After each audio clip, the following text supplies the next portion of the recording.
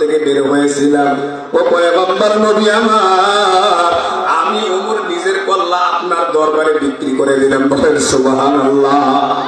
100 উট আমার লাগবে না, 100 উটের আমার কোনো প্রয়োজন নাই পয়গম্বর, আমার কল্লা আপনি নিয়ে নেন। ওমর রাদিয়াল্লাহু তাআলা আনহু পবিত্র খানায় কাবার সামনে নাঙ্গা তলোয়ার হাতের মধ্যে নিয়া বলে, এ কোন মায়ের সন্তান আছো, মায়ের বুক খালি করতে চাও, স্ত্রীকে বিধবা করতে চাও, সন্তানকে এতিম বানাতে চাও, আমি ওমরের সামনে দাঁড়িয়ে যাও, আমি ওমরের সামনে কে আছো বুক খুলে দাঁড়িয়ে যাবা, তোমার গর্দান থেকে কল্লাটা নিমিষে আলাদা হয়ে যাবে। বলেন আল্লাহু আকবার। ওমরের কারণে ইসলামের সয়লাব, ইসলামের প্রচার বেশি করে শুরু হয়ে গেল। আমার দয়ার নবী রহমতুল নবী আমার ও মুসলমান ইমানদার, আউযু বিল্লাহি মিনাশ শাইতানির রাজীম।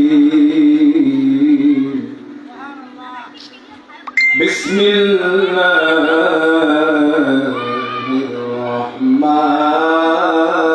রাহমানির রাহিম।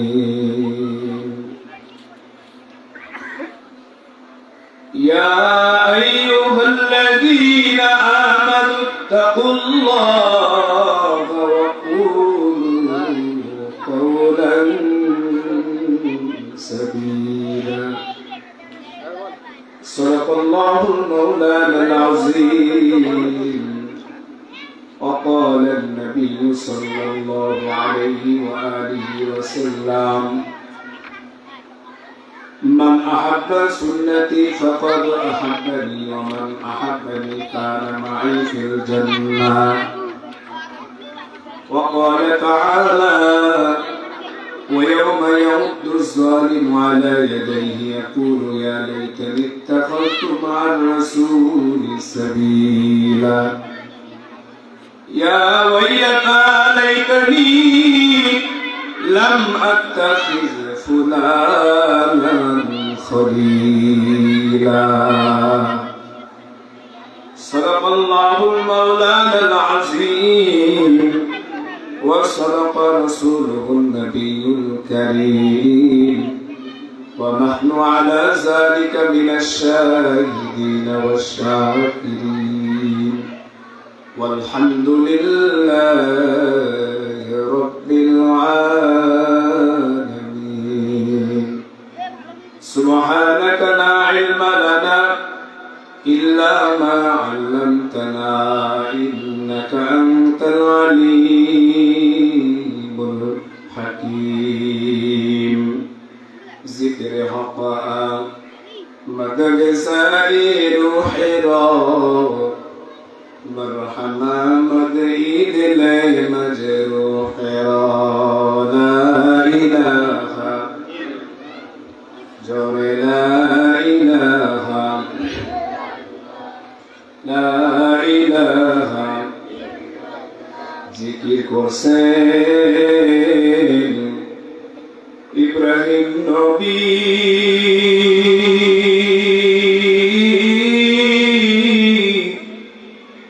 নমরুদে আগুনে ফেলি, আগুন হইল ফুল বাগিচা, আগুন হইল ফুল বাগিচা, নবীর পশম কেন জ্বলে না? হামেশা জিকির কর মুমিন, গাফিল থেকো না। লা ইলাহা জোরে লা ইলাহা। জিকির করছেন ইউনুস নবী,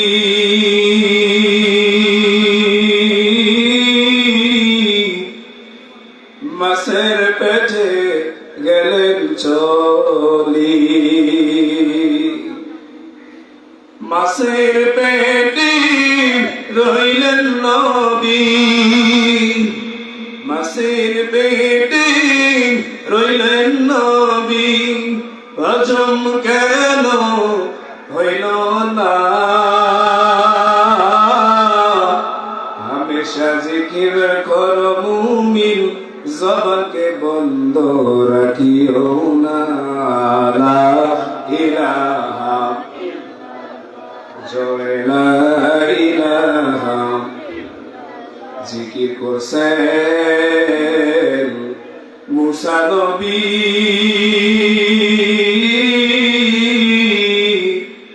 তুর পাহাড়ে গেলেন চলি খোদার নূরে পাহাড় জলে খোদার নূরে পাহাড় জলে নবী মুসা জলে না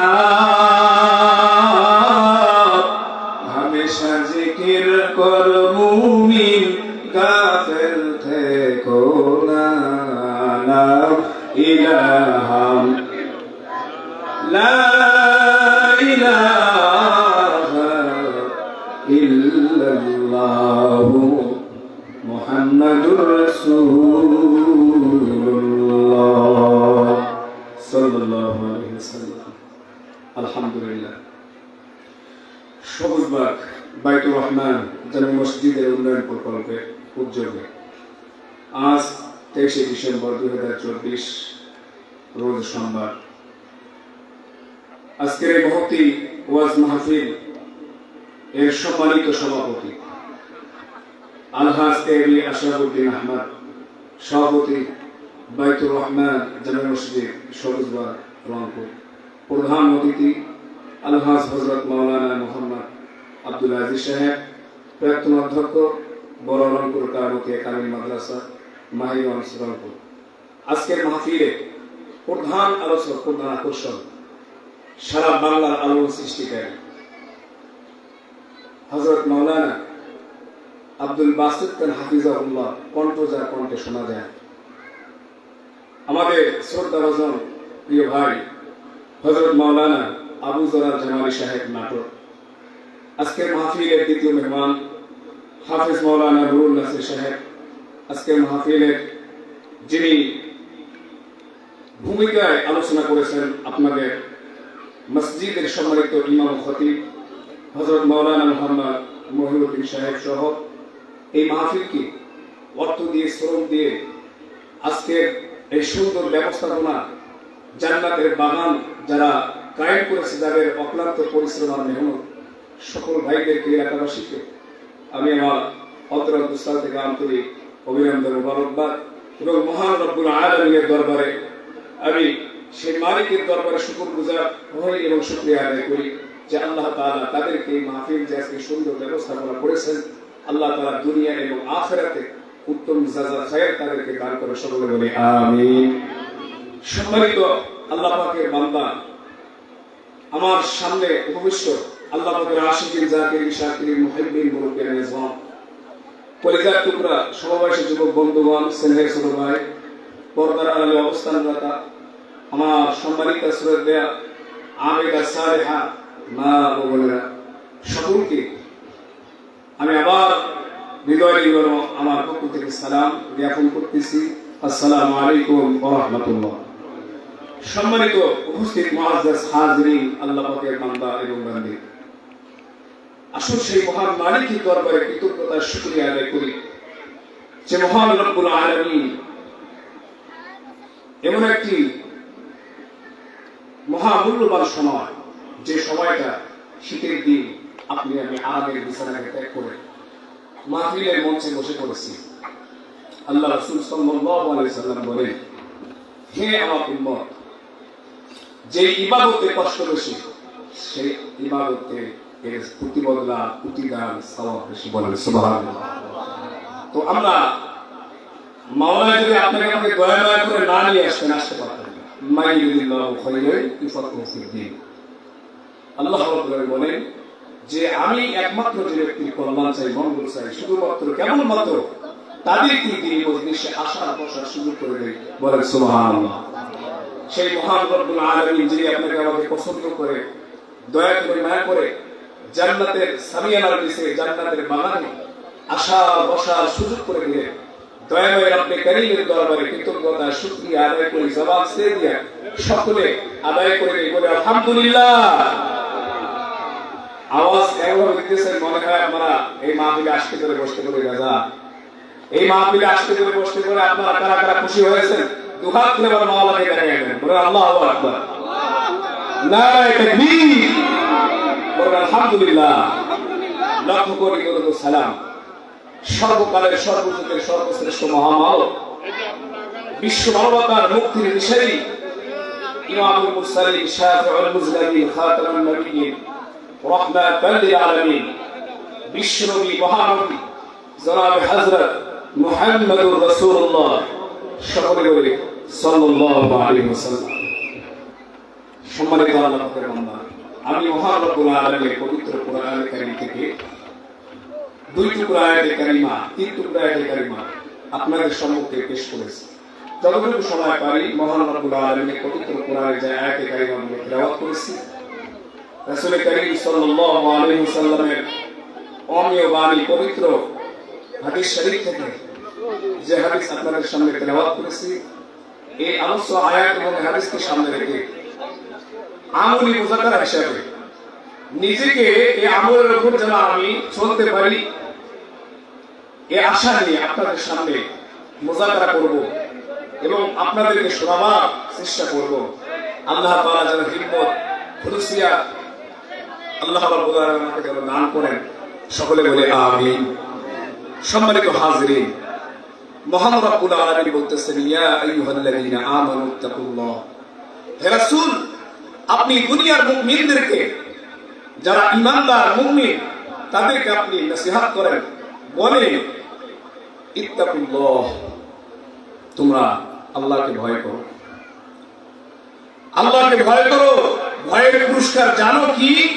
আম্মা মান খাফা মাকাম রাব্বিহি ওয়া নাহা নাফসা আনিল হাওয়া ফাইনাল জান্নাতা হিয়াল মাওয়া। জান্নাতুল মাওয়া আমার আল্লাহ তাকওয়া অর্জনকারী, পরহেজগারিতা অর্জনকারী ব্যক্তিদের জন্য রেখেছেন, বলেন সুবহানাল্লাহ। তাকওয়া বড় দামি জিনিস, তাকওয়া ধরা যায় না, খাওয়া যায় না, শোয়া যায় না। রাসূল আকরাম সাল্লাল্লাহু আলাইহি ওয়াসাল্লাম বলেছেন, আত-তাকওয়া হাহুনা, হে আমার সাহাবীরা, তাকওয়া হলো অন্তরের জিনিস, দেখা যায় না, কলবের মধ্যে থাকে, এটা অর্জন করতে হয়। আজ সমাজের মধ্যে রন্ধে রন্ধে আজকে দুর্নীতি, দুঃশাসন, অনিয়ম আজকে হওয়ার কারণ কি? এর পেছনে মূল একটা বিষয়, তা হলো আল্লাহর ভয় না থাকার, আল্লাহ পাকের ভয় না থাকার কারণে আজকে অফিস আদালতে মঞ্চায় বেপরোয়া কলম চালায় ঘুষের টাকা নিতেছে, কথা বলে ঠিক না বেঠিক? আজকে আল্লাহ পাকের ভয় না থাকার কারণে ব্যবসায়ী ব্যবসার মধ্যে দুই নম্বরের মাল আদান প্রদান করতেছেন, কথা বলেন ঠিক না বেঠিক? প্রত্যেকটা সেক্টরে আল্লাহ পাকের ভয় না থাকার কারণে আজকে এই অনিয়ম, এই সমস্যা, এই সমস্যা থেকে আমাদের উদ্ধারের রাস্তা জানতে হবে, বের করতে হবে। আল্লাহ পাকের ভয় আমাদেরকে অর্জন করা লাগবে। সম্মানিত মুআজ্জাজ হাজিরিন, কেমন ভয়? ছোট্ট মিসাল দিলে হাদিস থেকে, এবং মহানবী শ্রেষ্ঠ নবী জনাব হযরত মুহাম্মদুর রাসূলুল্লাহ সাল্লাল্লাহু আলাইহি ওয়াসাল্লামের শ্রেষ্ঠ সাহাবী খলিফাতুল মুসলিমিন হযরত ওমর ফারুক রাদিয়াল্লাহু আনহু, তার জীবনী থেকে দুই একটি কথা এবং সঙ্গদোষ, এরপরে যে পয়েন্ট আছে, এরপরে যে একটা মূল্যবান একটা পয়েন্ট আছে, বিষয় আছে, তা হলো ওয়াকুনু মা সাদিকিন, হে ইমানদার মুমিন তোমরা আল্লাহকে ভয় করো। তৃতীয় নাম্বার, তোমরা সাদিকিন সত্যবাদী আল্লাহওয়ালা ব্যক্তিদের সংস্পর্শে যাও, তাদের সাথী হয়ে যাও। সাথী হলে হবে কি জানো? গুনাহ থেকে আল্লাহ রাব্বুল আলামিন আহলুল্লাহদের দৃষ্টি নেক নজরের দ্বারায় আল্লাহ তাআলা গুনাহ থেকে তোমাদেরকে রক্ষা করবেন, হেফাজত করবেন, বলেন সুবহানাল্লাহ। অর্থাৎ আল্লাহওয়ালাদের জবানের বাণী, তাদের বাঁকানো কোরআন ও সুন্নাহ থেকে নির্দেশিত পথ তোমাদেরকে পরিবর্তন করবে, বলেন সুবহানাল্লাহ। সাহাবা ইকরাম রাদিয়াল্লাহু আজমাইনদের ইতিহাস, যারা এক পয়সার জন্য মানুষ হত্যা করেছিলেন, কথা বলেন ঠিক না বেঠিক? এই সাহাবীরা এবং সেই কুরাইশের মানুষেরা, কুরাইশের ব্যক্তিরা এত দামি হয়ে গেল, যারা ঈমান আনছে আল্লাহর পয়গম্বরকে দেখে, যে তাদের নাম এখন উচ্চারণ করতে গেলে রাদিয়াল্লাহু আনহুম আমাদেরকে বাধ্যতামূলক করতে হয়। কথা বলেন ঠিক না বেঠিক? কারণ কি? তারাও দেখতে শুনতে আমাদের মতো মানুষ, কিন্তু সম্মানিত হাজিরিন, তারাও তো আপনার মতো মানুষ ছিল। কোরআনে কারিমে আল্লাহ তাআলা আয়াত নাযিল করে, আমিনু কামা আমানান নাস। হে দুনিয়াদার ইমানদার মুমিন, হে রংপুরের মুসলমান, আল্লাহ রাব্বুল আলামিন ডাক দিয়ে বলে, পয়গম্বর তারা আপনার সুহবতে, আপনার সংস্পর্শে এসে এতটা দামি হয়ে গেল, এতটা দামি হয়ে গেল পয়গম্বর, তাদের নাম এখন উচ্চারণ করতে হলে রাদিয়াল্লাহু আনহুম বলতে হয়। তারা আল্লাহর প্রতি খুশি, আর আল্লাহ রাব্বুল আলামিন তাদের আমল আকলামের উপর এত খুশি, এত খুশি। আল্লাহ তাআলা তাদের জন্য কুরআনুল কারীমে সাহাবায়ে কেরাম সত্যের মাপকাঠি, তাদের মানদণ্ডের জন্য আল্লাহ রাব্বুল আলামিন একাধিক আয়াতে কারিমা নাযিল করেছেন। তার মধ্যে একটা আয়াত, উলাইকাল্লাযীনা ইমতাহানাল্লাহু কুলুবাহুম লিত্তাকওয়া লাহুম মাগফিরাতুন ওয়া আজরুন আযীম।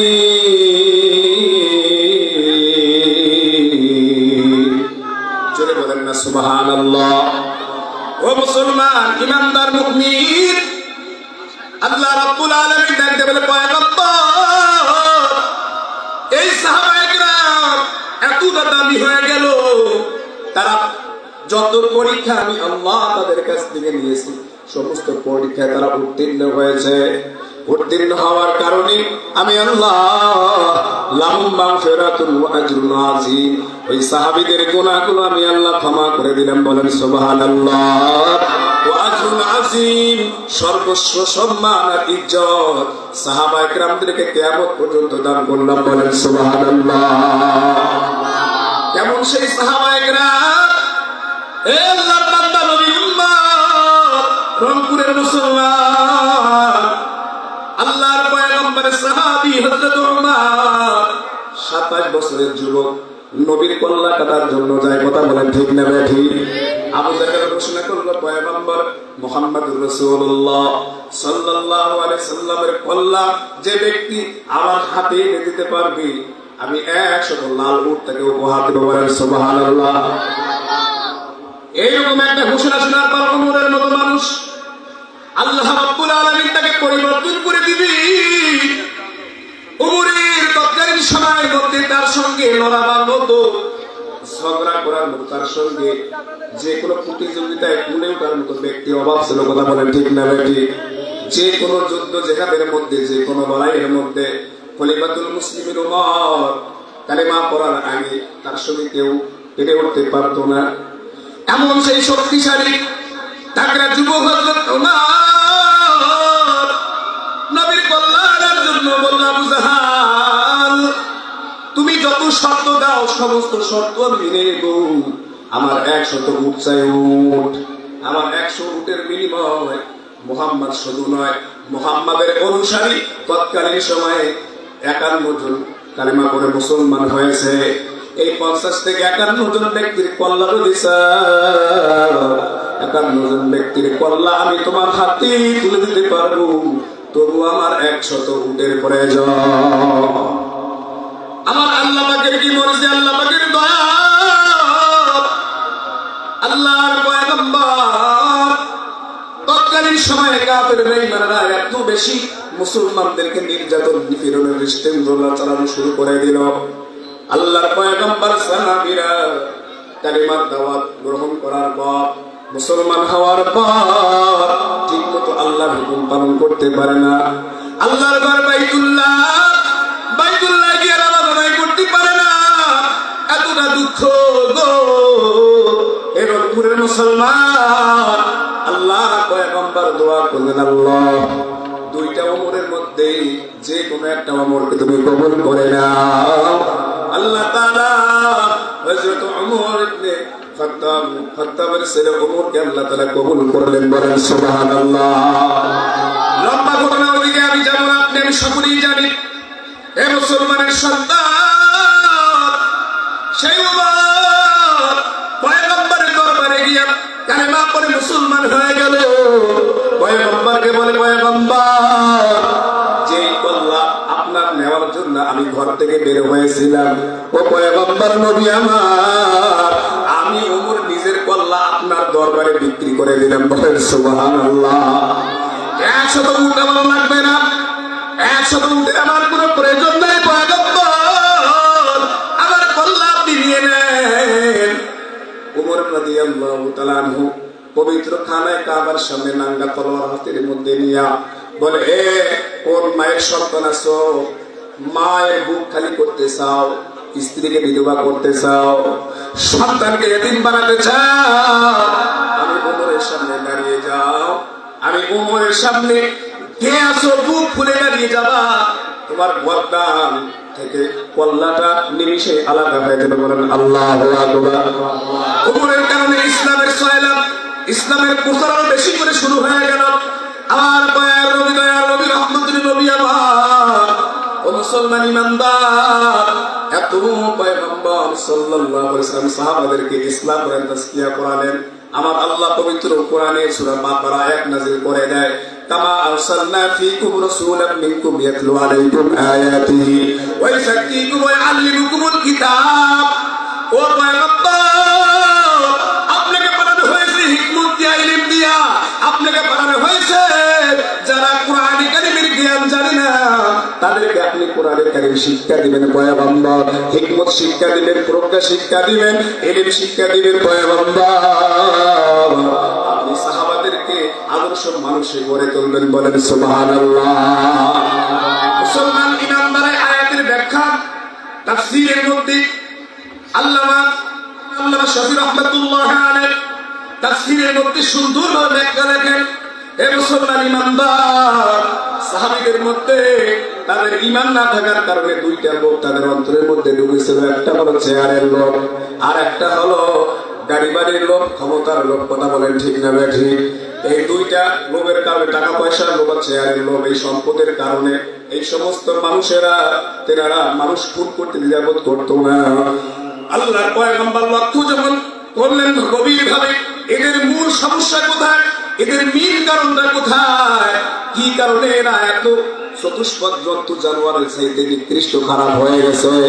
যেই সাহাবীরা আল্লাহর পয়গম্বরের হাতে হাত রেখে কালেমা পড়ে মুসলমান হয়ে যায়, কালেমা পড়ে মুসলমান হওয়ার পূর্বে এরকম ইয়াতুল কলবি, যে কালেমা পড়ে মুসলমান হওয়ার পর নবীর সামনে সমস্ত বিস্তারিত ঘটনা বর্ণনা করেন যে, নবী আমার, আমি আমার জীবনে তৎকালীন সময় মক্কা যতগুলো মেয়ে ছিল, এই মেয়েগুলোকে কন্যা সন্তান যত্নে জন্ম নিত, আমি নিজে তাদেরকে দাফন করে দিতাম পয়গম্বর।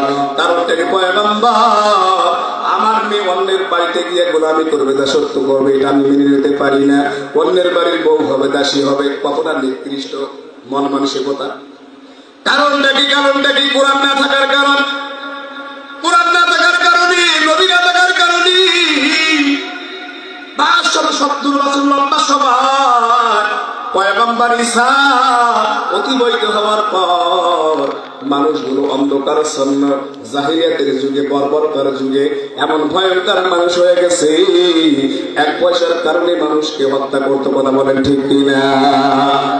মুসলমান ইমানদার, তাহলে তাকওয়া কেমন জিনিস? তাকওয়া ওমর রাদিয়াল্লাহু তাআলা আনহু রাতের আধারে ছদ্মবেশ ধারণ করে, কেমন সেই রাতের অন্ধকারে ছদ্মবেশে তিনি নিজ এলাকা থেকে অন্যত্র এলাকা, ওমর তার জমানায় একটা কথা বলেছিলেন, সুন্দরভাবে এটা লেখা হয়, সুন্দরভাবে লেখা হয় ইতিহাসের কিতাবের মধ্যে, যে সুদূর ইরানের ফুরাত নদীর তীরে একটা কুকুর যদি অনাহারে ক্ষুধার্ত মারা যায়, কাল কিয়ামতের ময়দানে আল্লাহ পাকের আদালতে আমাকে হিসাব দেয়া লাগবে। এ মুসলমান ইমানদার মুমিন, কতটা আল্লাহর ভয় তাদের মধ্যে ছিল। আজকে কুকুর তো দূরের কথা, চতুষ্পদ জন্তু জানোয়ার দূরের কথা, আজকে মানুষের ন্যায্য অধিকার ফিরে পাইতেছে না, কথা বলেন ঠিক কিনা? কারণটা কি কোরআনে আইন চালু না থাকার কারণ, কথা বলে ঠিক না ঠিক? ইনিল হুকমু ইল্লা লিল্লাহ আলাল খালক ওয়াল আমর, সৃষ্টি যার, আইন চলবে তার, সমস্ত এই বিশ্ব জগতের সকল ক্ষমতার মালিককে। এইটা তো আমরা এখন দেশের জনগণ, দেশের প্রেসিডেন্টকে আমরা এটা লাগাই দিয়েছি। দেশের প্রেসিডেন্ট তিনি নাকি সমস্ত ক্ষমতার মালিক। আজকে আব্রাহাম লিঙ্কনের গণতন্ত্র, সমাজতন্ত্র, পুঁজিবাদ, এই সমস্ত বিষয়বস্তুগুলোকে ধারণ করেছি যে সমস্ত ক্ষমতার মালিক জনগণ। এই বিশ্বাসী যদি আমরা বিশ্বাসী হই, বলেন তো ভাই, আপনি 40 বছর, 60 বছর, 100 বছর ইবাদত যদি করেন আর এই কুকুরি আকুইদা আপনার অন্তরের মধ্যে থাকে, বলেন তো আপনার ইবাদত মালিকের দরবারে পৌঁছবে? মুসলমান ইমানদার ভাইরা আমার, এজন্য সবাই এসে গেছে, সবাইয়ের সিদ্ধান্ত আপনাকে আমাকে গ্রহণ করতে হবে। আমরা বুবুর শাসন দেখেছি, আমরা ভাবির শাসন দেখে, দাদার শাসন দেখেছি, রংপুরের চাচা ইরশাদের শাসন দেখলাম, আমরা জিয়াউর রহমানের শাসন দেখেছি, বঙ্গবন্ধুর শাসন দেখেছি, আর আমরা এদের তন্ত্র মন্ত্র দেখতে চাই না। আর আমি এই জমিনে আল্লাহর কোরআনী তন্ত্র, ইসলামী হুকুমত দেখতে চাই। কারা কারা রাজি আছে দুহাত তুলে আমার মাওলাকে দেখায় না। নারায়ে তাকবীর। আল্লাহ আমার ভাইদের আপনি কবুল করে নেন, আল্লাহ তাদের মতামতটাকে কবুল করে নেন। আজকে আপনি নিয়ত করলেন, আল্লাহর হাবিব বলেন, যদি কোনো মুমিন কোন ভালো কাজের নিয়ত করে, আল্লাহ তাআলা সঙ্গে সঙ্গে তার আমলনামার মধ্যে ফেরেশতার মাধ্যমে লেখা শুরু করে দেয়। বলেন সুবহানাল্লাহ। আল্লাহ ফেরেশতারা দেখি লেখা শুরু করে দিয়েছে। খলিফাতুল মুসলিমিন রাতের আধারে অন্ধকারে তিনি ঘুরে ঘুরে দেখতেছেন কোথায় কে অনাহারে আছে, ক্ষুধার্ত আছে, কার কি সমস্যা, এটা জানার জন্য খলিফাতুল মুসলিমিন বের হয়েছেন। হঠাৎ করে খলিফাতুল মুসলিমিন রাতের অন্ধকার শেষ হয়ে গেল, সূর্য উদিত হয়ে গেল, জঙ্গলার মধ্যে চলে যায়। জঙ্গলার মধ্যে যাওয়ার পর খলিফাতুল মুসলিমিন পরিশ্রান্ত ক্লান্ত অবস্থা, খাবার তালাশ করতেছেন, কোথায় খানা পাওয়া যায়। খানার তালাশি খলিফাতুল মুসলিমিন চতুর্দিক দিয়ে ঘুরতেছে। আল্লাহ পয়গম্বরের সাহাবী খলিফাতুল মুসলিমিন, ইসলামের দ্বিতীয় খলিফা। হঠাৎ করে একটা যুবকের চেহারার দিকে খলিফার নজর চলে গেল। একটা যুবক কিছু মেষ, ছাগল এবং মেষ মাঠের মধ্যে পরিচালনা করতেছেন। বলেন সুবহানাল্লাহ। খলিফাতুল মুসলিমিন পরিচয়টা গোপন করলেন। দেখি এই যুবকের দিলের মধ্যে আমার মাওলার ভয় কত পরিমাণে বেশি। আজকে যদি যুবকের এই পরীক্ষার মধ্যে পাশ করে তাহার অবস্থা ভালো হবে, আর যুবক পরীক্ষার মধ্যে ফেল করলে তার কল্লা তার দেহের মধ্যে থাকবে না। আমি খলিফা উমর নাঙ্গা তলোয়ার দিয়ে তার মাথাটা আলাদা করে ফেলবো। বলেন আল্লাহু আকবার। যুবককে ডাক দেওয়ার, হে যুবক, হে আল্লাহর বান্দা মুসাফির, আমি মুসাফির হালতে আছি, তোমার কাছে একটা আমার আবেদন। আমি ক্ষুধার্ত, ক্লান্ত, পরিশ্রান্ত অবস্থায় আছি। ও আল্লাহর গোলাম, তোমার এই মেষের পাল থেকে একটা মেষ অথবা একটা ছাগল আমাকে দাও, বিনিময়ে তোমাকে স্বর্ণ মুদ্রা দেব। রাখাল ডাক দিয়ে বলে, ও আল্লাহর বান্দা, কুনতুক, তোমার নাম জানি না, তোমার কোন গ্রামে বাড়ি? এ মুসাফির, না না দে সম্ভব নয়। দিন যখন শেষ হয়ে যাবে, সন্ধ্যা ঘনিয়ে আসবে, যখন বাড়ির মধ্যে চলে যাবো আর মালিক আমাকে জিজ্ঞেস করবে, রাখা এই ছাগলের পাল থেকে এই কয়েকটা ছাগল আর বাকি ছাগল কোথায়, বা একটা ছাগল কোথায় তুমি বিক্রি করছো বা কে খেয়ে ফেলছে, হিসাব দেয়া লাগবে, মালিকের কাছে জবাব দেয়া লাগবে। খলিফাতুল মুসলিমিন ওমর বলতেছে, আল্লাহর বান্দা, এখানে কেউ দেখবে না, তুমি আর আমি। তখন এই যুবকটা কতটা পরহেজগার, কতটা জাননেওয়ালা হবে, কোরআনের এই আয়াত স্মরণ করে দিতে পারে। যুবক ডাক দিয়ে বলে, ও খলিফাতুল মুসলিমিন ওমর, রহমতের নবী আমার মসজিদ নববীর মধ্যে সুন্দর করে কোরআনের আয়াত তিলাওয়াত করে আমাদেরকে শোনায় দিয়েছেন, অর্থ করে দিয়েছেন। আমার সঙ্গে সকলে বলেন, বিসমিল্লাহির রহমানির রহিম কুল লা ইয়ালামু মান ফিস সামাওয়াতি ওয়াল আরদিল গায়বা ইল্লাল্লাহ। জোরে বলেন আল্লাহু আকবার। আজকে মুসলমানের জবানের মধ্যে আল্লাহু আকবার নাই, ঘরের মধ্যে আল্লাহর কোরআনের তেলাওয়াত নাই। কথা বলে ঠিক না বেঠে? আজকে ভারতীয় চ্যানেল, টিভি চ্যানেলের বিভিন্ন প্রকার নাটক, বিভিন্ন প্রকার সিরিজ আমাদের ঘরে ঘরে চলছে। কথা বলেন, আজকে মুসলমানের ঘরে সকাল সন্ধ্যা ওই হিন্দুদের উলুর ধ্বনি হয়। কথা বল ঠিক না বেঠি? হিন্দুরা পূজা করে। আজকে শহরের বাসার মধ্যে মহিলারা রাতে দেখতে না পড়লে ফজরের নামাজ পড়ে আবার কাজা উঠায়। কথা বলেন ঠিক না বেঠি? স্টার জলসা, স্টার মুভিজ, এই ভারতীয় সকল মিডিয়া, সকল নাটক, আমাদেরকে এগুলো বন্ধ করতে হবে, বয়কট করতে হবে। কারা কারা রাজি আছেন? আল্লাহ সবাইকে কবুল করে সকলে বলে আমিন। এ মুসলমান ইমানদার মুমিন, ডক্টর মরিস বুকাইলি একজন বিজ্ঞানী, ইসলাম ধর্ম নিয়ে গবেষণা করার পর ডক্টর মরিস বুকাইলি কালেমা পড়ে মুসলমান হয়ে যায়। ডক্টর মরিস বুকাইলি ডাক দিয়ে বলে যে মুমিন 5 ওয়াক্ত নামাজ পড়বে এবং হর হামেশা আল্লাহ পাকের জিকির করবে, জোরে জোরে আল্লাহর নাম নিবে, কোরআনের তেলাওয়াত জোরে জোরে করবে, আল্লাহকে স্মরণ করবে, ওই ব্যক্তি মৃত্যুর আগে হার্ট স্ট্রোক এবং হৃদরোগ হবে না। জোরে বলেন সুবহানাল্লাহ। আজকে আল্লাহর নাম জবানের মধ্যে নাই। এবার খলিফা উমরকে ডাক দিয়ে বলতেছে, ওমর, আল্লাহ রাব্বুল আলামিন বলেছেন যে আসমান এবং জমিনের সকল বাসিন্দাদের খবর আমি আল্লাহ জানি, তোমরা যা কিছু করো সব আমি আল্লাহ দেখতেছি। আলিমুম বিযাতিস সুদূর, তোমাদের অন্তরের খবর পর্যন্ত আমি আল্লাহ দেখতেছি। এ মুসলমান ইমানদার মুমিন, সাহাবায়ে কেরাম রিজওয়ানুল্লাহি আজমাইন কতটা আল্লাহর পয়গম্বরের সংস্পর্শের কারণে, সোহবতের কারণে, নবীর দরবারে নবীর সঙ্গে উঠা বসার করার কারণে এতটা বেশি পরিবর্তন হয়ে গেল। এ আল্লাহর গোলাম, এবার খলিফা ওমর রাদিয়াল্লাহু তাআলা আনহু মুস্কি এসে বলতেছে, রাখা, আমি তোমাকে এতক্ষণ যাবত পরীক্ষা করে দেখলাম, তোমার দিলের মধ্যে আমার আল্লাহর ভয় কত পরিমাণে বেশি, তুমি পরীক্ষার মধ্যে পাস করছো। আগামীকাল আমি ওমরের দরবারে তুমি যাইবা, তোমাকে আমি পুরস্কারে, মহা পুরস্কারে পুরস্কৃত করবো। বলেন সুবহানাল্লাহ। খলিফা ওমর এই যুবককে কি পুরস্কার দিলেন জানার দরকার আছে না নাই? এই বিষয়টা আমি পরে বলবো। হে মুসলমান ইমানদার মুমিন, এবার আল্লাহ তাআলা বলেন কুনু মা সাদিকিন। আজকে আমরা সাদিকির, সত্যবাদী, আল্লাহওয়ালা, আলেম ওলামা, হক্কানি আউলিয়া কেরাম তাদের সোহবত থেকে দূরে আছি। কথা বলেন ঠিক কিনা? আজকে তাদের নাম শুনলে যেন আমাদের গায়ের মধ্যে আগুন লেগে যায়, জ্বালা পড়া শুরু হয়ে যায়, অ্যালার্জি শুরু হয়ে যায়, চুলকানি শুরু হয়।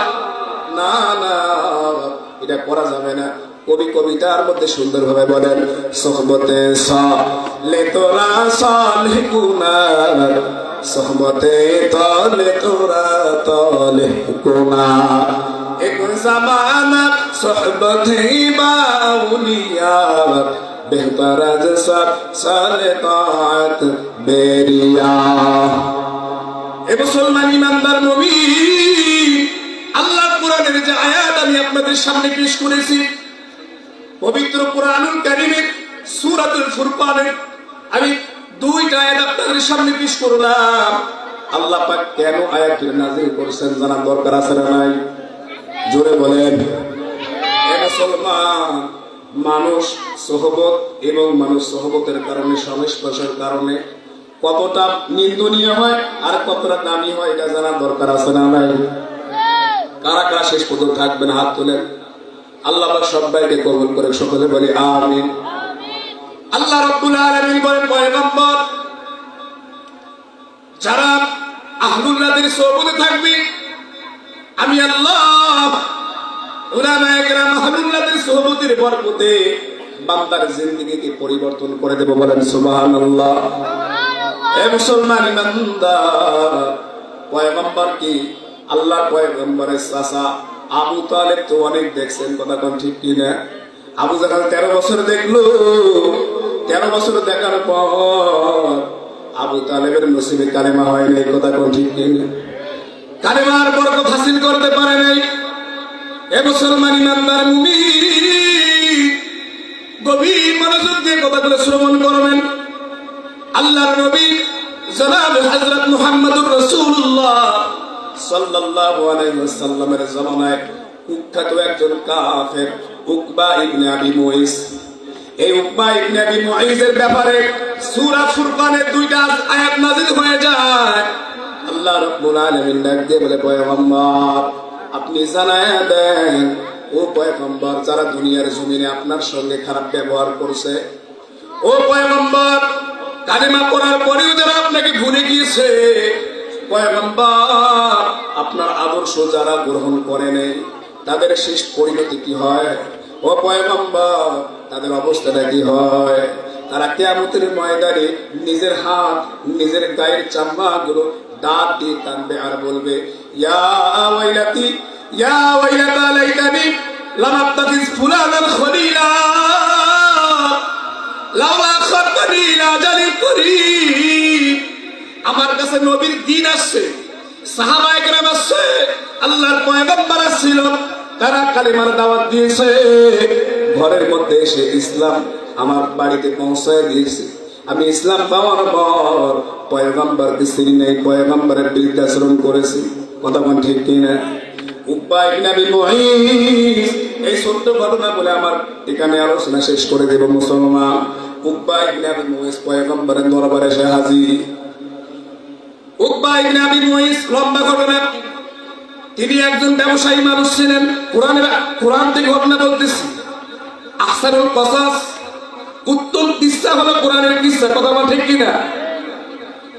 বা তোমার কিসসা আমি বলবো না, আল্লাহর কোরআন থেকে আমি বলবো। মুসলমান, এখানে ওলামায়ে কেরাম আছেন, এখানে বড় বড় দামি মানুষ আছেন, তারা জানলে ওলা মানুষ।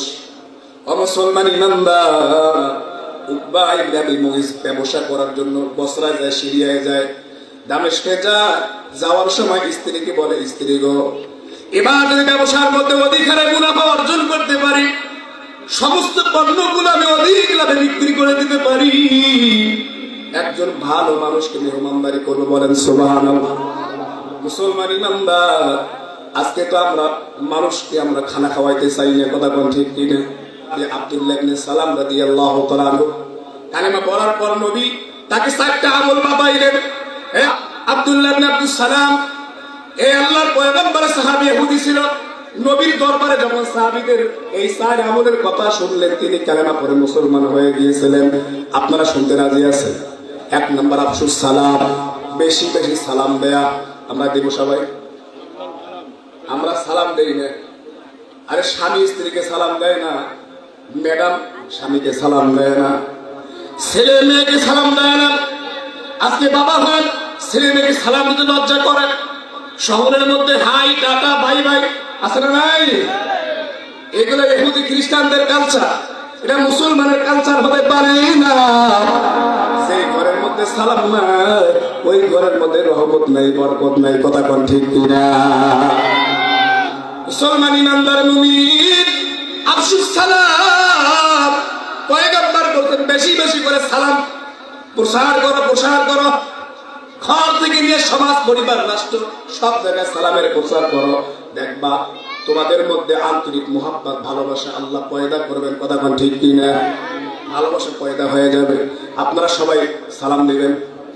আমি তো আমার গ্রাম অঞ্চলে বলি মা বোনদেরকে বিভিন্ন ওয়াজে যে আশা ব্যাংক আর গ্রামীণ ব্যাংকের অফিসারক দেয় সালাম, আর মা বোনরা নিজের স্বামীকে বলে গোলাম। কথা কোন ঠিক কিনা?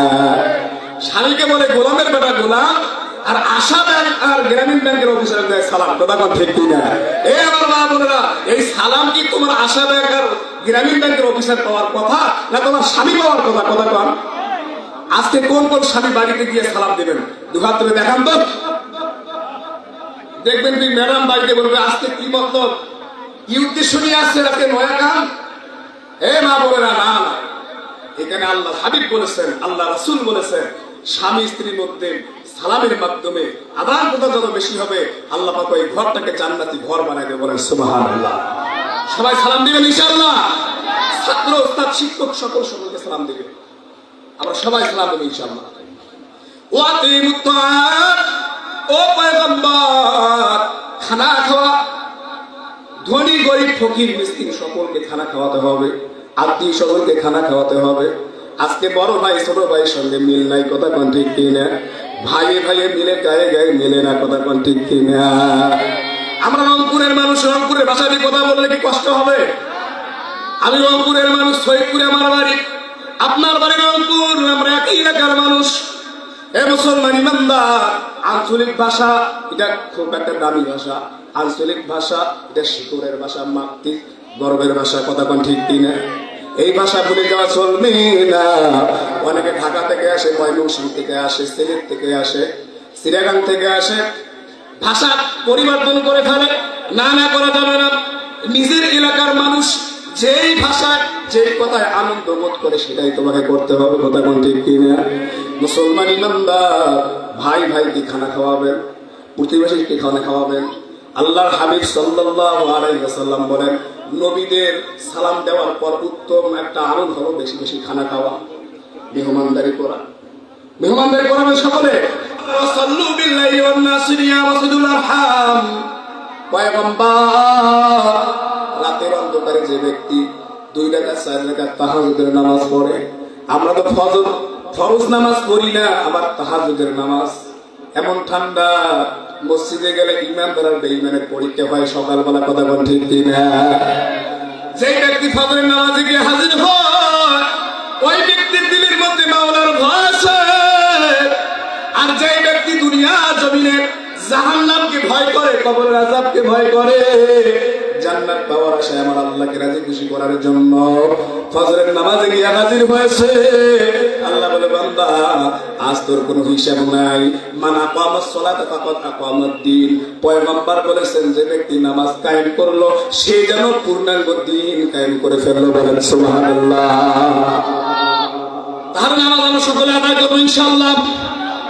মুসলমান ইমানদার মুমিন, যেই ব্যক্তির নামাজ ভালো হবে, নামাজের সম্পর্ক ভালো হবে, ওই ব্যক্তি আল্লাহ তাআলা দয়া মায়া করে নামাজের মতো আমল থাকার কারণে বাকি হিসাব তার জন্য সহজ করে দিয়া জান্নাত দান করেন। বলেন সুবহানাল্লাহ। তাহলে তাহাজ্জুদের সালাত আমরা আদায় করব ইনশাআল্লাহ। 4 নাম্বার, আত্মীয়তার সঙ্গে সম্পর্ক রাখবো সকলে ইনশাআল্লাহ। আমরা সকল আত্মীয়দের সঙ্গে সম্পর্ক রাখবো। আল্লাহ পাক সকলকে কবুল করুক, সকলে বলে আমিন। ওয়াজ নসিহত করে এখন গানের মঞ্চ তৈরি হয়েছে, কথা কোন ঠিক কিনা? যে বক্তা তো বেশি গান বলতে পারে, ছন্দ বলতে পারে, আবার মেয়ে ছেলেদেরকে, যুবক যুবতীদের প্রেমের কথা বলতে পারে, সে কত ভাইরাল, কথা কোন ঠিক কিনা? যে ব্যক্তি এই কোরআনের মঞ্চকে নাপাক করবে এবং বিভিন্ন প্রকার নাটক এবং খারাপ অশ্লীলতা বেহায়াপনা এখান থেকে প্রচার করবে, আল্লাহর হাবিব বলেন কাল কিয়ামতের ময়দানে ওদের জবান কেটে দেওয়া হবে, কথা বলেন ঠিক কিনা? ওই সমস্ত আলেম নামের কলঙ্ক। ওয়াজের মঞ্চ নিয়ে এটা যাত্রা প্যান্ডেল নয়, কনসার্টের দামে প্যান্ডেল নয়। এখান থেকে মানুষ দিন শিখবে। আজকে দিন এখান থেকে হারিয়ে গেছে, কথা বলেন ঠিক কিনা? করা যাবে না। ভাইয়ের বক্তার দরকার কি?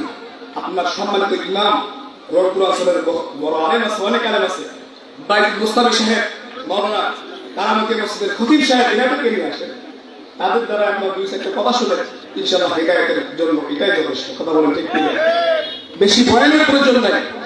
কন্ট্রাক্টরি বক্তা লক্ষ লক্ষ টাকা দিয়ে ভাড়া করে নিয়ে আসে, তাদের আকর্ষণে আসে। এখানে যদি অন্য কোনো একটা ভাইয়ের বক্তা আসতো, দেখা যায় তো এই মাঠ জায়গা দিত না, পরিপূর্ণ হয়ে যাইত। কেন? আল্লাহর কোরআনের আকর্ষণে আসতে হবে। এখানে কোনো বক্তাকে দেখে আসা যাবে না। আল্লাহর কোরআনের আকর্ষণে আমাদেরকে আসতে হবে। আমাদের এই নিয়ম নীতিটাকে আমরা পরিবর্তন করবো। কারা কারা রাজি আছে দুহাত করে দেখাই দেন তো। নারে তাকবীর। আল্লাহ সকলকে কবুল করে, সকলে বলে আমিন।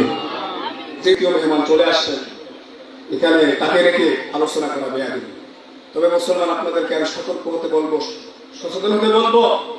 আজকে চলমান যে ইস্যু, আজকে তাবলীগ জামাতের লোক জানেন তো আপনারা, যে বিখ্যাত সাদ সাহেব, তার সাদ সাহেবের যারা অনুসারী আছে, ওয়াসিফ সাহেবরা, ইনারা দেখেন ঘুমন্ত ইস্তেমার সাথী, তাবলীগের সাথী ভাইদেরকে মুসলমান, সে তো কাফের না, তাদেরকে তোমরা কিভাবে খুন করলা, রক্তাক্ত করলা, এই বাংলার মানচিত্রকে তোমরা অপমানিত কলঙ্কিত করো না, এটা আমরা দেখতে চাই না। এই কথা বল ঠিক কিনা? 4 জন তবলিগের সাথী সেখানে মারা গেছে, শাহাদাত বরণ করছেন। আল্লাহ তাআলাকে জান্নাতের আলা মাকাম দান করুন, সকলে বলি আমিন। এবং 7 বন্দীদেরকে আমি এখান থেকে রংপুরের মাহফিল থেকে আমি সতর্ক করতে চাই, এ সাদিয়ানি কাদিয়ানি, তোমরা যারা এই মাইকের আওয়াজ শুনতেছো তোমাদের সতর্ক হতে বলতেছি। যদি রংপুরের জুম্মাপাড়া মাদ্রাসা, হাজিপাড়া মাদ্রাসা, এই মাদ্রাসার বড় বড় হক্কানি ওলামা একরাম 7 বন্দীরে তোমরা যদি এখন এই সতর্ক হয়ে না যাও, সাবধান হয়ে না যাও, আগামীতে লং মার্চের ডাক দেয়, যে কোনো জায়গায় আমাদেরকে ঐক্য হতে বলে সমস্ত মুসল্লিরা, আমরা দ্বীনের জন্য ইসলামের সাথে, দ্বীনের সাথে, এবং এই তাবলীগ সারা বিশ্বে আজকে ইসলামের দাওয়াত প্রচার হইতেছে। কথা বলেন ঠিক কিনা?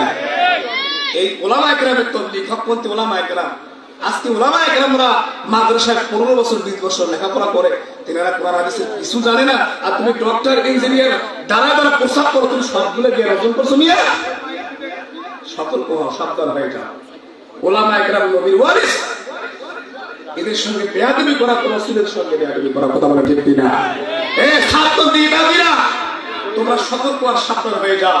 যদি আমাদের আকাদিরে মুসলমানের দিন ওলামা একরাম আমাদেরকে ডাক দেয়, আমরা প্রয়োজনে 5 আগস্টে গণঅভ্যুত্থানের মাধ্যমে এই বাংলা যেমন স্বাধীন হয়েছে, স্বৈরাচারদের স্বার্থ পালাতে বাধ্য হয়েছে, আবার আগামী দিনে আমাদেরকে ডাক দেওয়া হয়, আমরা বাঁশের কেল্লা আবারও আমরা যুদ্ধ করবো। আমরা হাতের মধ্যে মাথার পাগড়ি কোমরে বেঁধে লাঠি হাতে নিয়ে 7 বন্দী বিদাতি স্বৈরাচার জালেমদের আমরা খানকা আমরা ভেঙে দেবো। কারা কারা রাজি আছে? নারায়ে তাকবীর বলেন, আল্লাহু আকবার। সকলে রাজি আছেন ইনশাআল্লাহ? ওলামাদের সঙ্গে থাকবেন। আর ভারতকে বলতে চাই, ভারতের মিডিয়া সব জায়গায় আছে, ভারতকে বলতে চাই, হে ভারতের গুজরাটের কসাই নরেন্দ্র মোদী, আমাদের শান্তিপ্রিয় দেশ, মাতৃভূমি বাংলাদেশ, এই দেশের মানুষ, যে দেশে সকালে আল্লাহু আকবার ধ্বনিতে ফজর হয়, এই দেশে সূর্য উদিত হয়, আল্লাহু আকবার ধ্বনিতে সূর্য অস্ত যায়, এই দেশকে নিয়ে তুমি নাক গলায় না, তোমার ভূতি তোমার কর্মে থাকবে না। কথা বলে ঠিক না? আজকে ইসলামের এই বদমাশ চিন্ময় দাস ব্রহ্মচারী, এই শয়তান, সে তো একজন জগৎ, একজন অপরাধী। সে আমাদের এই শান্তিপ্রিয় দেশটাকে কিছুদিন আগে একটা অস্থিতিশীল পরিবেশ তৈরি করেছিল। কথা বলে ঠিক কিনা? এই হিন্দু ভাইরা, আমরা তোমাদেরকে ভালোবাসি, তোমরা আমাদের দেশে সংখ্যাগুরু এগুলো না, আমরা প্রত্যেকে বাঙালি হিসেবে বসবাস করতে চাই। তোমরা তো আমাদের দেশে জামাইয়া ধরে আছো, আর ভারতে, পশ্চিমবঙ্গে, আসামে, গুজরাটে আমাদের মুসলমান ভাইরা, কাশ্মীরে, তিনারা তো শান্তি দিন। কথা বলে ঠিক কিনা? আজকে মসজিদ ভাঙা হয়ে গেছে, কোথায়? বাংলাদেশে তো কোথাও মন্দিরে আঘাত করা হয় নাই, তোমরা আমাদের মসজিদে ভাঙছো। আজকে মুসলমানরা বাজার করে দেখতেছে, তার বাজারের টুকরার মধ্যে কাঁচা বাজার আছে, মাংস নাই, গরুর মাংস তারা দিতে পারে না ভয়ে, গরুর মাংস তারা নিজে এনে দিয়া এনারা আমাদের মুসলমান ভাইদেরকে রক্তাক্ত করতেছে। কথা বলেন ঠিক কিনা? আর বিশ্বের মধ্যে 98%, 90% ওই গরুর গোশত রপ্তানিতে ভারত বিখ্যাত। কথা বলেন ঠিক কিনা? আপনি গুগলে দেখেন, মিডিয়ায় দেখেন, এই ভারত, তারা যদি আমাদের কোনো এই সার্বভৌমত্ব নিয়ে কোনো চক্রান্ত করার সিদ্ধান্ত করে, আবার তারা আবু সাইদের মতো, আবু সাইদের জন্মভূমিতে আমি আসছি, এই আবু সাইদের জন্মভূমিতে আপনাদেরকে জাগ্রত করতেছে আমাদের বিবেককে। যদি প্রয়োজন হয়, আমরা আমাদের মানচিত্র এই বাংলাকে রক্ষা করতে আল্লাহু আকবারের তাকবীর দিয়ে আমরা মাঠে ময়দানে নারায়ে তাকবীর দিয়ে আমরা সবাই সামনে অগ্রসর হবো। কারা কারা রাজি আছেন? দুহাত তুলে দেখায় না। আল্লাহ সব দায়িত্ব কবুল করুন, সকলে বলি আমিন। আল্লাহ তাআলা আজকের মাহফিলকে কবুল করুন। আমাদের এখানে শেষ করলাম, এবং আগামী যদি কোথাও দেখা হয়, ইনশাআল্লাহ সূরাতুল ফুরকানের 27 এবং 28 নম্বর আয়াতের তাফসীর করে আপনাদেরকে শোনাবো ইনশাআল্লাহ।